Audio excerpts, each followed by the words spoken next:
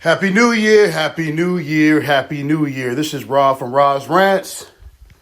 2020. 2020. We are in a new decade, heading and moving along into the future. We're getting into the years that I used to watch on television when I was a kid, watching The Terminator and The Matrix and shit like that. And we're already here. But before I get into this New Year's program, I want you to first to subscribe to the channel, like the page, and please share this with any and everybody that you come in contact with. So, I wanted to talk a little bit about today. And today's broadcast is going to be about setting goals for yourself. I'm a big believer, trying to enunciate my words. I'm a big believer in setting goals for yourselves. Weekly goals, monthly goals, yearly goals.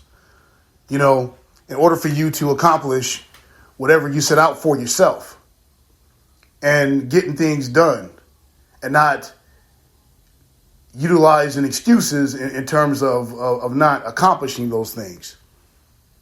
And how does that fit into New Year's Day, you may ask? Well, New Year's is a day and a time for setting goals. That's the reason why we have New Year's resolutions, whether it be your goal is to stop drinking, or your goal is to stop smoking weed, or your goal is to make more money, or your goal is to exercise more, or your goal, or your New Year's resolution, whatever you want to call it. I don't like calling resolutions, but goals. Or your goal is to make that movie that you've been wanting to make this year. Whatever it is, you have to set goals for yourself. It's very, very important. I've been reading the book Think and Go Rich by Napoleon Hill. And I think I've mentioned this book a couple of times, and I encourage anyone who actually is trying to set goals for yourself and you're trying to improve your life, because it's a very philosophical book, to actually read this. Because this book is not just about you learning how to make money or having the right mindset to making money, but having the right mindset in terms of you trying to improve your life.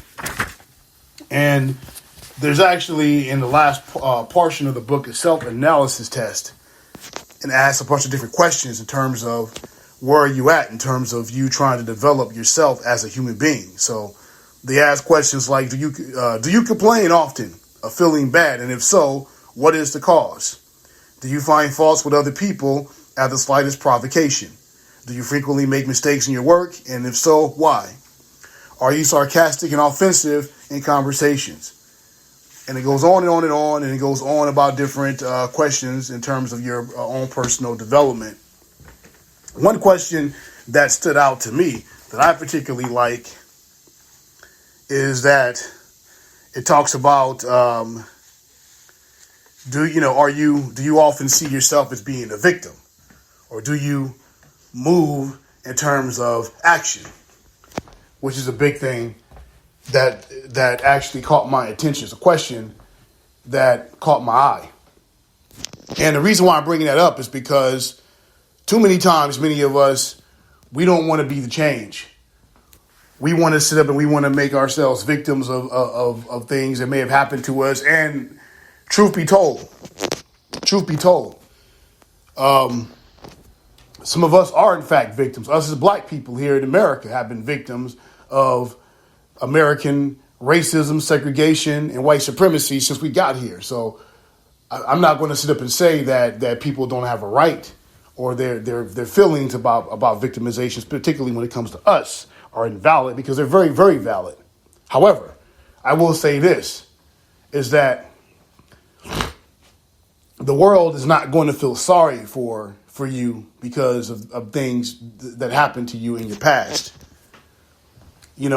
And if you want justice and you want things to change, we have to get up and make those things change. I was reading about the Civil War. And one of the biggest misconceptions people have about the Civil War is that the Civil War ended because of the generosity of some of the white people that fought in the Civil War, which is not true. That's not true at all. That's never been true. And it's not true. The truth of the matter is, the reason why the North won the Civil War is because you had a plethora of former black slaves who decided to join the Union Army. The movie Glory actually deals with this. And they saw that this was a battle and a struggle that was bigger than themselves. And they got on code and they got up and they literally fought themselves out of slavery. Not prayed themselves out of slavery, not begged themselves out of slavery. They fought themselves out of slavery. They literally brought the Confederacy to its knees by beating the shit out of them in the Civil War. Because prior to the enlistment of all those black troops, the North was being destroyed and being killed and getting their asses whipped by the South. And it wasn't until you saw a plethora of black soldiers who got involved in the war effort that things changed, because we had more to gain and we had more to lose than anyone else. So we literally fought ourselves to freedom. This is something that people don't talk about. We literally fought ourselves to freedom, and we beat the South so badly to the point that they had no choice but to throw in the towel. And the last capital was Shreveport, Louisiana. And you had Robert E. Lee and Jefferson Davis, who was the president of the Confederacy. He basically told the Union that if you guys don't kill us, we will surrender and just go home. And this action was the result of, the hundreds of thousands of black soldiers who decided to get involved in the war, and we literally beat the South into submission. That's the truth in terms of how we got free. And the reason why I'm bringing that out is because history has shown time and time again in this country, for us as black people specifically, that if we want something, if we want justice, if we've been victims of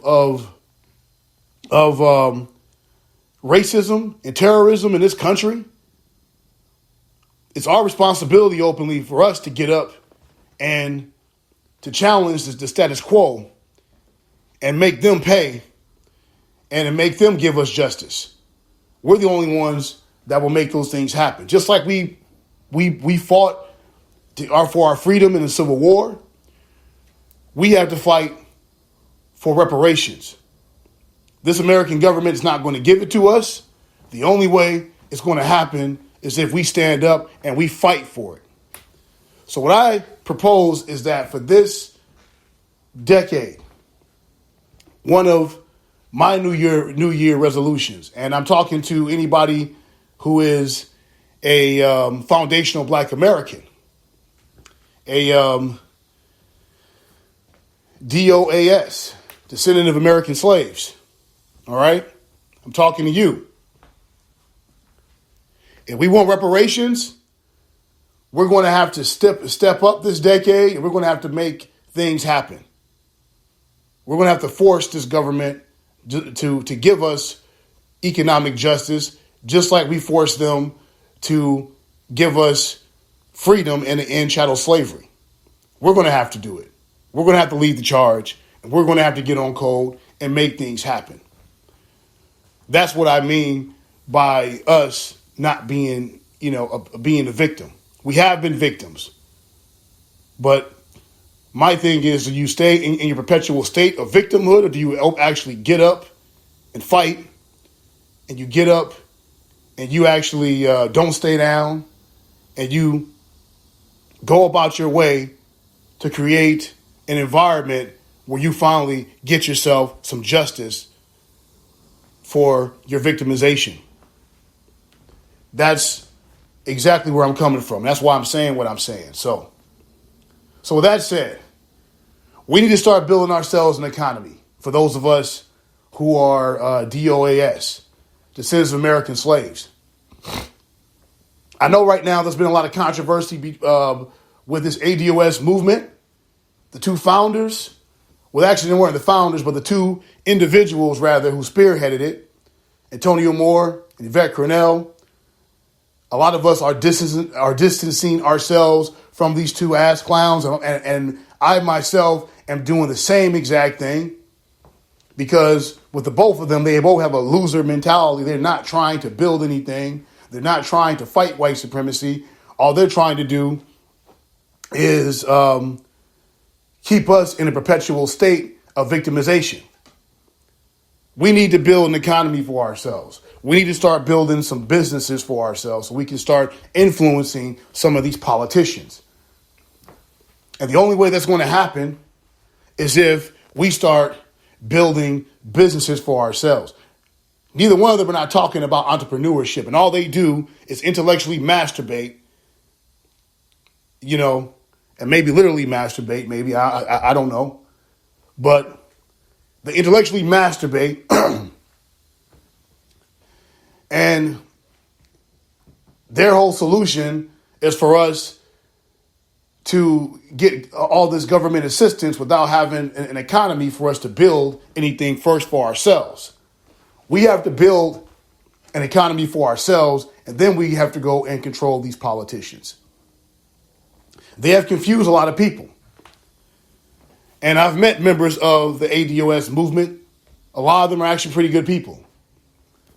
A lot of them actually are fellow travelers. Some of them, and I'm not going to say any names, some of them, I don't trust them. They're very, they flip flop, and they're very, and their agenda is not crystal clear. So that way I can't work with someone and rock with someone whose agenda is not crystal clear. But some of them actually are fellow travelers for those of us who are in B1. And I don't think we should write every single last one of them off.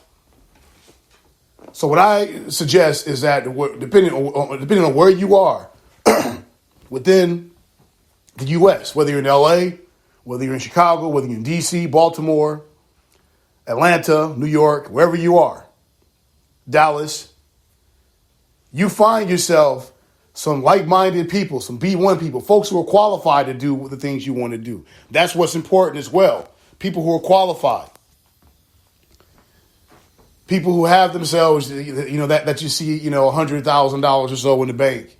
They own themselves, they own themselves some real estate property. And you guys put your money together and you build your own economy among each other. It starts small. It starts very, very small. And then eventually we can build up to bigger and more elaborate things. And use that money to control the local politics around you is what you do.